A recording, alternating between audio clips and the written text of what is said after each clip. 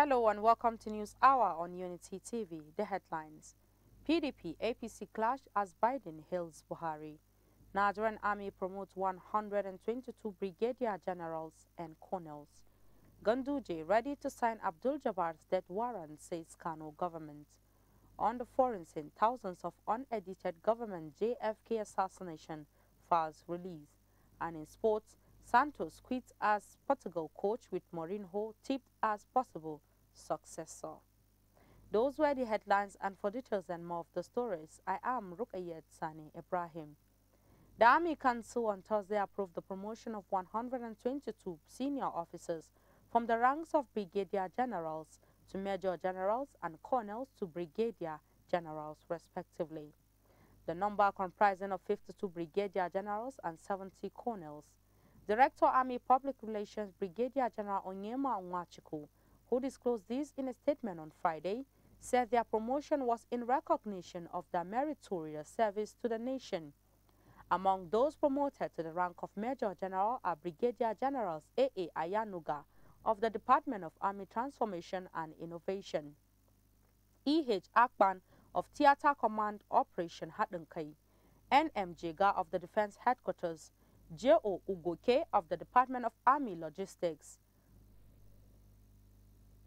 P.A.O. Okoye of the Department of Army Operations, E.F. Oyilola of the Department of Special Services and Programs, A.A. Adekeye of the 21 Special Armored Brigade, A.E. Edet of Nigerian Army School of Electrical and Mechanical Engineers, A.B. Muhammad of Army Headquarters Operation Monitoring Team, and M.T. Usman of the Headquarters Guards Brigade. Other beneficiaries include Brigadier Generals I.M. Abdullahi of Headquarters 35 Brigade, A.O. Ogbala of the Department of Army Training, E.E. Emeka of Nigerian Defense Academy, H.E. Nzang of the Department of Army Standards and Evaluation, L.A. Lebo of Department of Army Training, U.T. Otaru of Nigerian Army School of Supply and Transport, and A.U. Obiwulu of One Base Workshop. Amongst others, some of the colonels elevated to the rank of brigadier generals are Colonel A.O. Ajagbe, J.O. Obobi, M.G. Hamawa, S.S. Bello, S.O.G. Aremu, N.G. Muhammad, O.I. Odigi, and C.A. Oswago, M.O. Eteng, and E.D. Idima, amongst others.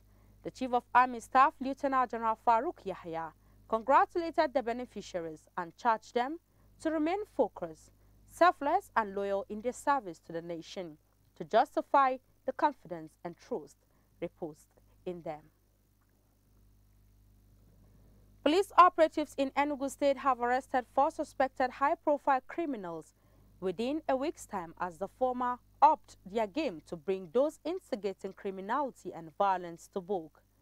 The operatives within the period recovered 1 AK-47 rifle and 51 live ammunition of 7.62 mm caliber, 3 locally fabricated Beretta pistol, 1 pump-action gun, the butt of a locally made gun, 31 live cartridges, and other incriminating exhibits.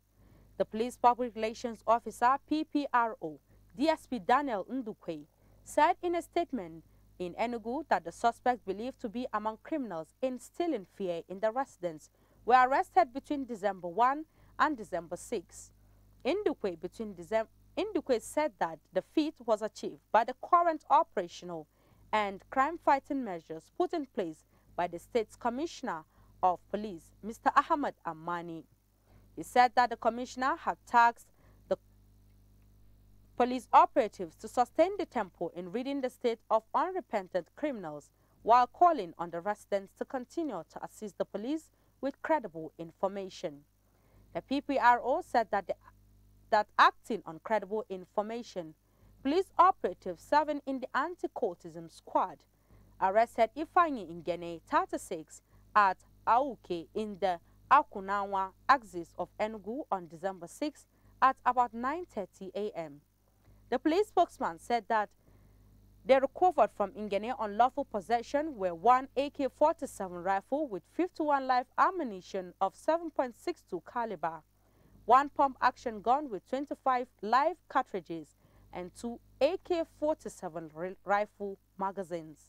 According to him, also recovered from Ingene were 1 senior police officer's cloths, 3 black military belts, 2 forest guards, inscribed black berets, and 2 walkie-talkies. Reactions have continued to trail President Joe Biden's commendation of President Muhammadu Buhari for deepening democracy in Nigeria. A statement signed on Thursday by the Senior Special Assistant to the President on Media and Publicity, Garba Shehu, said the American president had in a meeting with the Nigerian president and his counterpart from Sierra Leone, Gabon, Madagascar, Congo, Democratic Republic, and Liberia, singled out Buhari for praise not only for his sustaining democracy in Nigeria, but across the African continent. Reacting to the development, the spokesman of the Atiku Okowa Presidential Campaign Council, Charles Anyagu, said the commendation is an indication that Nigeria is on the right track, adding that the PDP started the process of deepening democracy by coming up with electoral reforms. The National Secretary of the Young Progressive Party, Vidi Yonu Bameyi, said democracy started dying gradually when the current president took over power.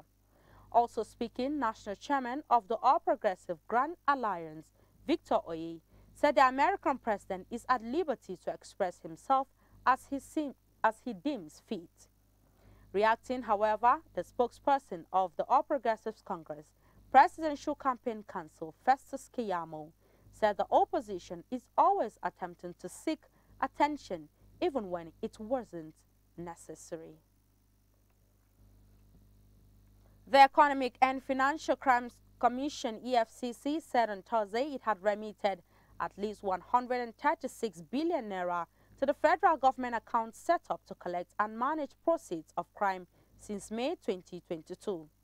The EFCC also noted that it recovered over 30 billion naira out of the 109 billion naira alleged to have been fraudulently amassed by the suspended Accountant General of the Federation, Ahmad Idris. Chairman of the EFCC, Abdul Rashid Bawa, disclosed on Thursday at the weekly ministerial briefing in the State House, responding to a question posed on the independence of the commission. The EFCC boss asserted that high-profile personalities and government agencies across the board have been subjected to investigation, including the EFCC, which is evidence of the government's successful anti-corruption drive. He disclosed that through a special control unit against money laundering would make it difficult for Nigerians to launder proceeds of crime in the next 2-3 years.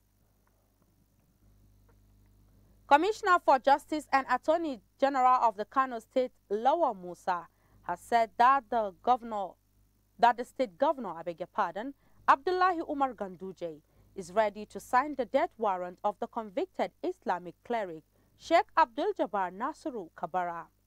The commissioner is in a chat to newsmen was reacting to the conviction and sentencing of Abdul Jabbar to death by hanging after an upper Sharia court found him guilty of the charge of blasphemy leveled against him by the state government. Musa said the government remains committed to ensuring that there is no breakdown of law and order in the state, adding that the judgment of the court was a vindication of the case brought by the state government against the cleric, which shows no one is above the law. The Federal High Court in Abuja has dismissed a suit by a former Minister of State for Education, Chukwu Emeka Nwajuba, and the Incorporated Trustees of Right for All International RAI against the All Progressives Congress APC presidential candidate Bola Tinubu and his People's Democratic Party PDP counterpart. Delivering judgment on Thursday, Justice Nyang Eko declined jurisdiction on the grounds that the plaintiffs lack the legal right to have filed the suit. Justice Eko, who also described the suit as incompetent and proceeded to dismiss it, condemned the involvement of RAI, which claimed to be a non-government organization, in politically motivated cases. The judge held that by its involvement in politically motivated cases, by extension, partisan politics, RAI went outside the objectives for which it was registered on the part of the Companies and Allied Matters Act, CAMA, by the Corporate Affairs Commission, CAC, and taking steps inimical to public policy. Justice Eko proceeded to dissolve RAI and ordered the CAC to take over the dissolved group and deal with it in accordance with the provisions of the law. The World Bank has said that Nigeria is in a worsening situation with economic performance becoming weaker as inflation persists. The Washington-based bank said this in its newly released Nigeria Development Update, which was launched in Abuja on Thursday alongside the Nigerian Country Economic Memorandum. The financial institution also cut Nigeria's 2022 growth forecast to 3.1% from a previous forecast of 3.8%. It said that the revision was due to slow economic growth in the third quarter from a year earlier, dragged down by the oil sector and a weak performance in other areas of the economy. The bank further forecast growth to slow by 2.9% in 2023. During his presentation of the reports, the World Bank lead economist for Nigeria, Alex Sianat, noted that the Nigerian minimum wage, which was worth 30,000 naira in 2019, could be valued at 19,355 today. This means that there had been a loss of 35.48% value between 2019 and 2022 as inflation erodes Nigeria's purchasing power.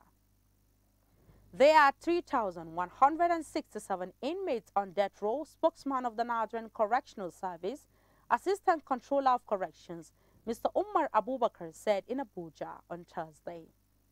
They comprise 3,105 males and 62 females, he told newsmen. He added that the correctional centers currently have 19,140 male and 339 female convicts. Earlier, Principal Staff Officer at the service, Mamman Salisu, said personnel of the service have been trained to confront external attacks. Salisu said more weapons have been acquired and personnel placed on red alert to avert further attack on the custodial centers. The embattled former Deputy Senate President Ike Ukweremadu yesterday accused the Economic and Financial Crimes Commission, EFCC, of being responsible for his continued detention in the United Kingdom, UK. Ukweremadu, who is currently facing trial in the UK over an allegation that he brought one David Ukpo into the country to harvest his organ. In a fresh process he filed before the Federal High Court in Abuja, bemoaned that he would have been released on bail if not for a letter he said was forwarded to the London court by the EFCC.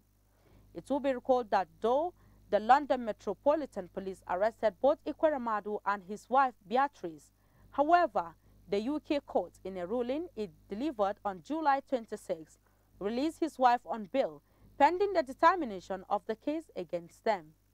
The UK court repeatedly rejected Ukweremadu's plea for bail. In the new process, he filed through his team of lawyers led by Adegboyega Awomolu. Son Ukweremadu maintained that his travel in the UK was compounded by the anti-graft agency.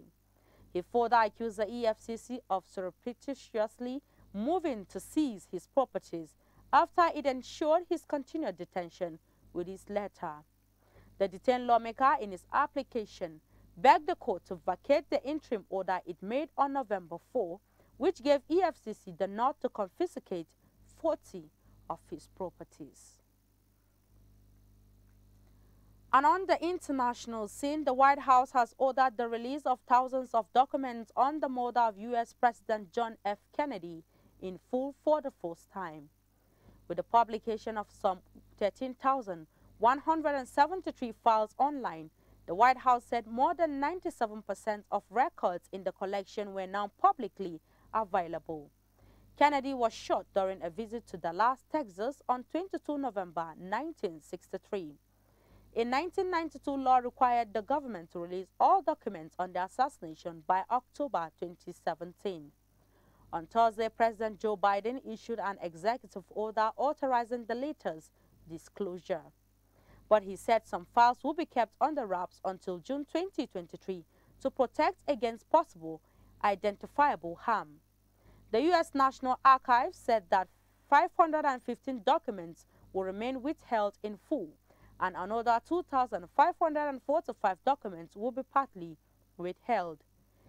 A 1964 U.S. inquiry, the Warren Commission, found that Kennedy was killed by Lee Harvey Oswald, a U.S. citizen who had previously lived in the Soviet Union, and that he acted alone.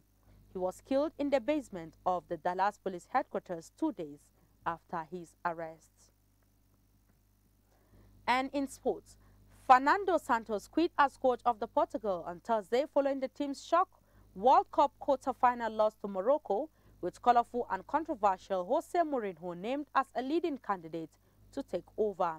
The Portuguese Football Federation said in a statement that an agreement was reached with the 68-year-old Santos to end the journey of great success that began in September 2014. The FPF added that it will now launch the process to choose the next national coach. Daily Sports newspaper Record claims that Mourinho is the federation's #1 target to take over ahead of qualifying for Euro 2024. Asked about the national team job by journalists late Thursday afternoon when he arrived in southern Portugal for a training camp with Roma, Mourinho made no comments. Mourinho, 59,